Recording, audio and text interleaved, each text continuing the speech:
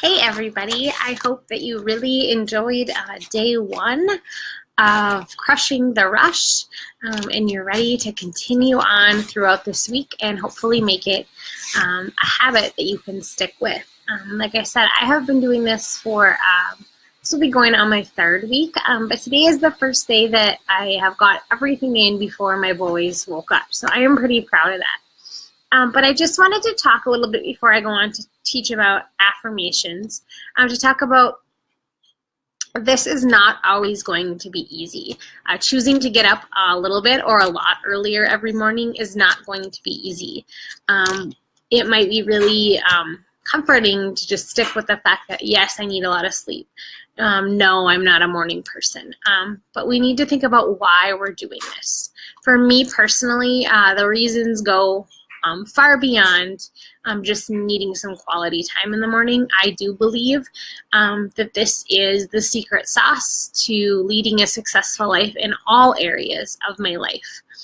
And I don't just believe that. Research has shown that high performers in all areas of life, people are living level 10 lifestyles of success in different areas of their life, are doing a routine like this or very similar to this. So you need to have your own why for doing it, because getting up at 4:30, 5:30 in the morning is not easy. And there's going to be days come very soon. Today was easy for me, but I know it's not always going to be that way. I know winter's coming. I know my bed is going to be warm, but I need a why that's going to launch me out of bed.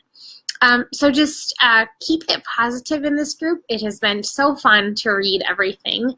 I've loved how much everyone is trying and the messages I'm getting from you guys.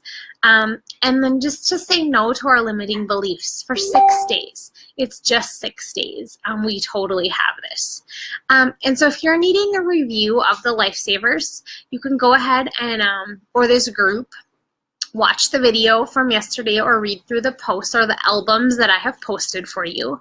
But just a review is it's just 1 to 60 minutes. If you can't commit to the whole, or 6 to 60 minutes. If you can't commit to the whole 60 minutes, I'm recommending a 30-minute Miracle Morning, so that's spending 5 minutes on each activity. Or if you're running behind, to do 1 minute each, so a 6-minute Miracle Morning. I just so happened, like some of you in this group, I didn't sleep well last night. I was up well after midnight. I did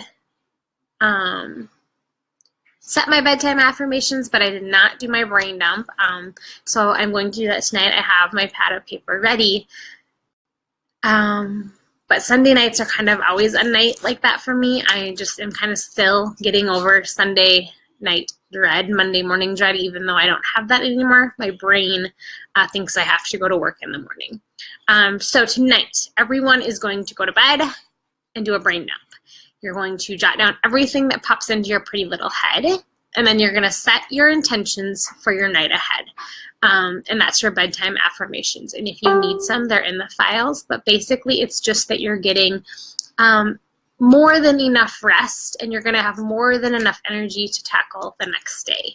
And you're going to wake up with that same feeling. Remember setting the alarm clock away from you. It might mean, so that you're not rushed, setting it earlier than you normally would. This routine, it does take some time. You can't expect to get up at the same time of the day and be able to accomplish all that plus your normal morning routine. Then obviously you're going to be rushing. When your alarm goes off, rather than hitting snooze, you are going to practice what is called the 5-second rule, and it's just before you even can think about it, you launch yourself out of bed. 5, 4, 3, 2, 1, go. And it is scientifically proven to work. I dare you to try it. And when you get up, you're going to brush your teeth, drink a glass of water, and put on your workout clothes right away. I had a tremendous energy today. Normally when Holden goes down for his nap, I kind of have a real dip in my energy. I sometimes even lay down with him. I've been taking some naps, partially just because I've been overwhelmed with the day, but with doing these tasks in the morning, that overwhelm feeling is gone. Sometimes I've also been having a dip in energy after supper and needing to lay down. That is gone as well. And some of this probably isn't due all to energy, but maybe just some, I don't transition very well, and this has been a big transition time at our house, so maybe even a touch of, well, I'm not depressed, things have been kind of depressing, if that makes sense. So I am adjusting, and this is really helping. So when you tell yourself you're tired, you're going to be tired. If you tell yourself you have energy, you're going to have energy. There's a very strong mind-body connection. Tomorrow, as you're setting that, or when you're setting your alarm and you're getting up earlier, remember that the first hour of the day is your rudder for the day. So that is going to steer how your day is going to go. And if this is hard, you can always make another day. You can always make another dollar, but you cannot make another day. And we can't just put energy into wishing our life were different. That could be any part of our life, our money situation, our business, our family, our relationships, our spiritual connection, our organization, our habits. We have to do the hard work to make those changes. And while we're making the changes, we have to make the best of it.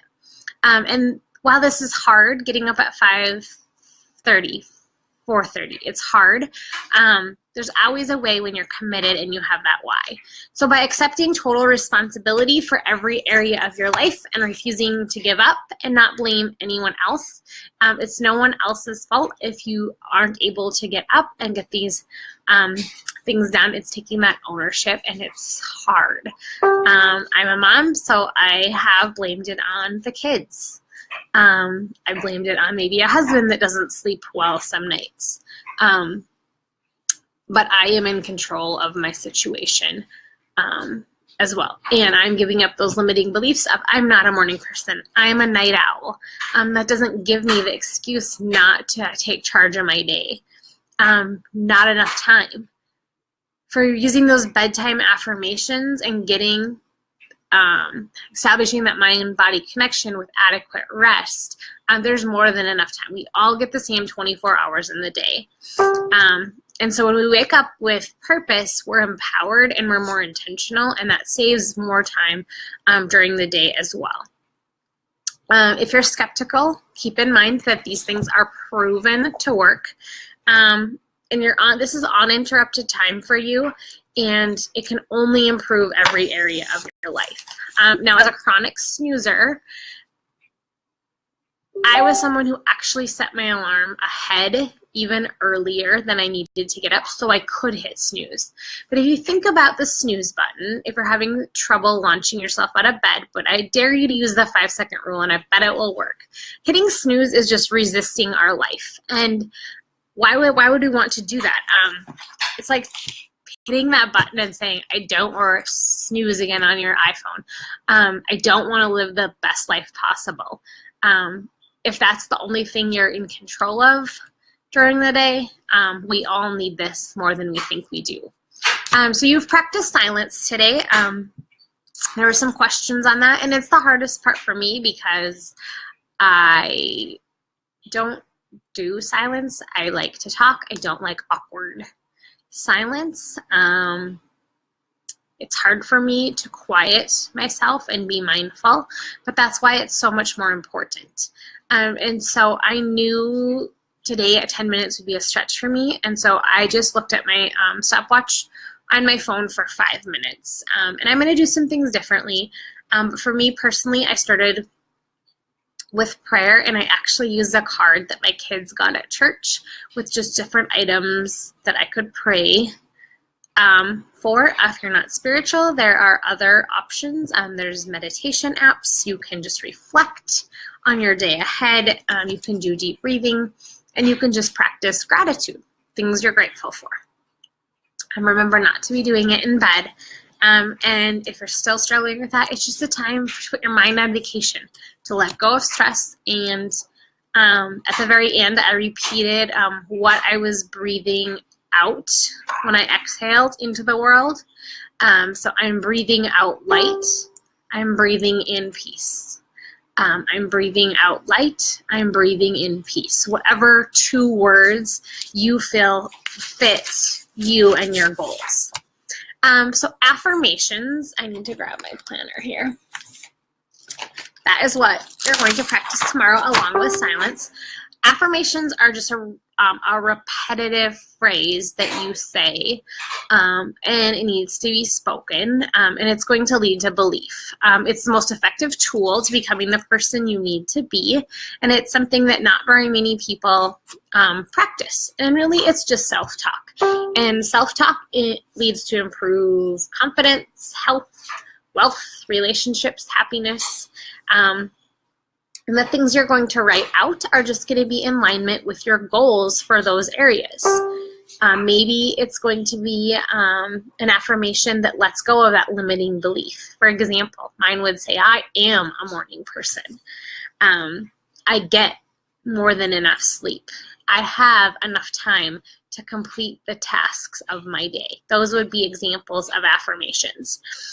So there's 5 steps for affirmations, and I will put a graphic in the comments below, as well as write out these steps. And the first thing you're going to do is just think about what you want for your level 10 success in all those areas of your life. Health, fitness, mindset, emotion, finances, relationships, spirituality. Just what do you want? Kind of like your goals. Step 2, think about why you want it, and always begin with your why so you have that purpose. Step 3, whom you're committing to being, and create it. Life gets better after you get better. So these things don't happen by chance. They happen by you doing the hard work. And step 4, what you're committed to, what you're affirming, you will get. You're going to be specific. And then you can add any quotes or positive statements to your affirmations as well. Just kind of some do's and don'ts. Don't just mindlessly repeat them. You actually need to internalize and believe it. These are not set in stone. You'll want to update them often because you're going to be meeting these goals as you affirm them more often, and then just read them daily aloud is important. So this is the cover of my planner, and it'll expire in January. And so these are older affirmations. I have made new ones. I add to them all the time. I have it as my planner cover. I have them hanging in my bathroom at home, bathroom in my camper, and in my office. And a great story about affirmations is my kids know I use them. They are 6 and 3. And over Labor Day weekend, we were at a water park, and Tegan was going down a slide that was high, and it was all enclosed. And he was a little scared. And before he went down, his dad said, right before he went down, he yelled, "I am strong, I am courage," aka courageous. And he is 6. And he was so excited that he had accomplished that, and I could not be more proud of him. So mine say, I'm a child of God, and no one can take my identity. I'm a loving and caring wife who takes time for her marriage. I am a loving and patient mommy. I am an elite mommy. I am a strong woman who doesn't need to be perfect. I am a team leader who dares greatly. I am a game changer for other busy women like me. I am and always will be a retired teacher and full-time mommy, and I am an elite coach. Now, I have rewritten some of those to include some things that get rid of my limiting beliefs. I am worthy of love and connection. I am enough. I am the light for others. I am dedicated. I am hardworking even on the days I don't want to. I am choosing progress over perfection. I am positive even when it's hard. I am a morning person. I get more than enough sleep. I am becoming financially free. And so those are just some of my more recent affirmations. And I look forward to you guys spending some time tomorrow. Again, 10 minutes might be kind of hard to spend on your affirmations, but maybe tomorrow morning you'll spend 5 minutes writing them and 5 minutes saying them out loud.